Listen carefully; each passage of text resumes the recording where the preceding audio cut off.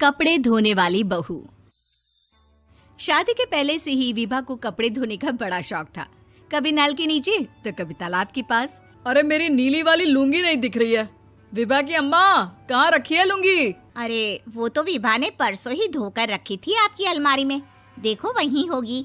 वो ना मैंने आज धो दी, मुझे लगा कि गंदी हो गई होगी।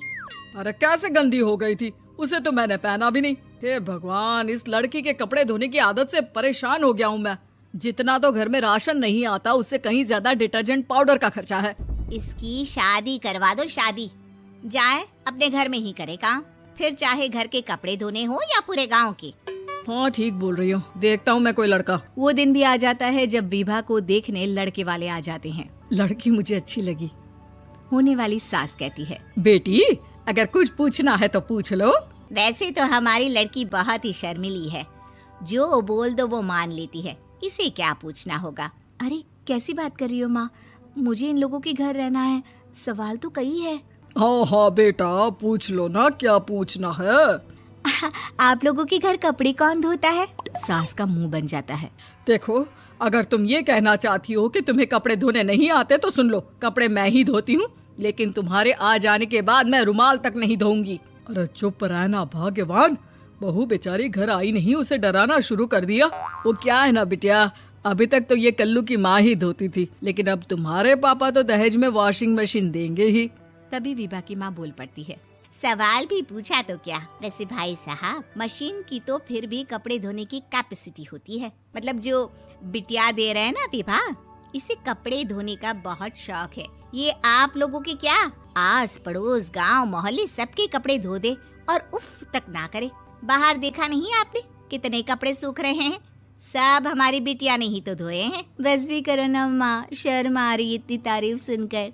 और तो और एक दाग निकाल कर दिखाओ तो मान जाऊं। हाँ अच्छा, माफ करना बेटा, मैंने गलत समझा। हमें तो रिश्ता बहुत पसंद है। और ऐसे जुड़ जाता है रिश्ता कपड़े धोने का शौक रखने वाली विभा का। उसकी शादी हो जाती है कोयला फैक्ट्री में काम करने वाले कल्लू के साथ। शादी के बाद अचानक विभा चिल्लाती हुई सास के पास आती है। सासू माँ, अरे सासू माँ कहाँ है आप? ये तो धोखा है, धोखा दिया आप लोगों ने मुझे। इसे ससुर के चक्कर के बारे में पता चल गया। अरे तो उसमें तुझे क्यों धोखा मिला है? अरे नल में पानी नहीं आता, कपड़े कैसे कब धुलेंगे? अच्छा, तू पानी नहीं आ रहा उसकी बात कर रही है। तो आपने क्या सोचा? कुछ नहीं। अच्छा, तेरी माँ ने कहा था कि कपड़े धोने का शौक है तुझे, याद आया मुझे। शौक बोलकर कपड़े धोने वाले मेरे जुनून को कम ना आके सासू माँ, कपड़ा धोना मेरा गुरूर है।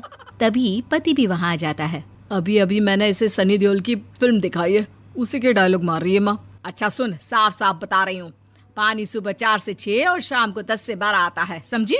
विभा टाइमिंग सुनकर हैरान हो जाती है। ये क्या भूतों का मोहल्ला है? सुबह 4 बजे उठकर कौन कपड़े धोता है? 4 बजे टंकी में पानी जाता है, फिर सारा दिन धोना ना, किसने मना किया?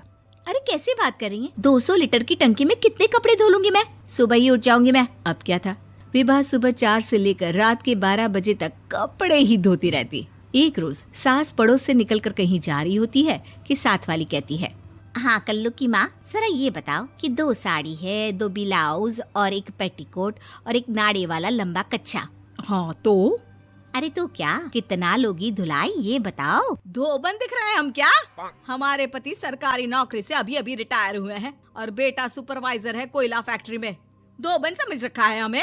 हाय रे कल्लू की अम्मा, माफ कर दो, वो तो मोहल्ले में यही सब बता रहे थे कि तुमने बहू को कपड़ा धुलवाने के काम में लगा दिया है। सास को पड़ोसन की बात सुनकर गुस्सा आ जाता है। वो घर पहुंचती है जहां घर के बाहर ही इतने सारे कपड़े सूख रहे होते हैं जितने कि किसी धोबन के घर पर। अरे ओ कल्लू की दुल्हन, बाहर निकल। माँ जी यहीं आ जाओ, बाथरूम में चादर धो रहे हैं हम। अरे अभी हम धोते हैं, तुमको बाहर निकलो। ये आस पड़ोस वाले बोल रहे हैं कि हम बहू से कपड़े धुलवा कर उसे कपड़ा धोने वाली बना दिए हैं। अरे छोड़ो ना माँ जी, किन लोगों की बातों में आती हो? आस पास के लोगों का तो काम ही होता है कि वो किसी तरह सास बहू को लड़ा दे। बहू सारे घर के कपड़े धोती है, ये क्या कम है? बोलिए। सास को भी लग जाता है कि वो बहू का ये सनकीपन नहीं छुड़वा सकती, इससे अच्छा है कि खुद ही चुप हो जाए। एक रोज सास और बहू मंदिर जाते हैं, जहाँ सास की साड़ी वहाँ खड़ी भीख मांगने वाली से मिलती है। माँ जी क्या बात है, आपकी साड़ी उस भिखारन से कितनी मिल रही है ना? हाँ हाँ, देखो तो दोनों की साड़ी मिल रही है। क्या बात है कल्लू की अम्मा, तुम खुद को तो अफसर की बीवी बताती हो और ऐसी सिंपल सी प्लेन साड़ी पहनकर घूमती हो। सिंपल और प्लेन नहीं है ये साड़ी। तो क्या सोने के धागे से फूल बने हैं? कुछ भी सासू माँ, कुछ भी। हाँ, बने थे इस साड़ी में सोने के धागे से फूल। मेरे पति लेकर आए थे मद्रास से स्पेशली मेरे लिए 10,000 की। ताहे भाई साहब इस भिखारन के लिए भी सेम टू सेम साड़ी लेकर आए होंगे 10,000 की। सास उस वक्त तो कुछ नहीं कहती, लेकिन बहू के साथ घर आती है और अलमारी से एल्बम निकाल कर लाती है। ये साड़ी देख रही है, ये वही साड़ी है जिसे मैंने अभी पहना था।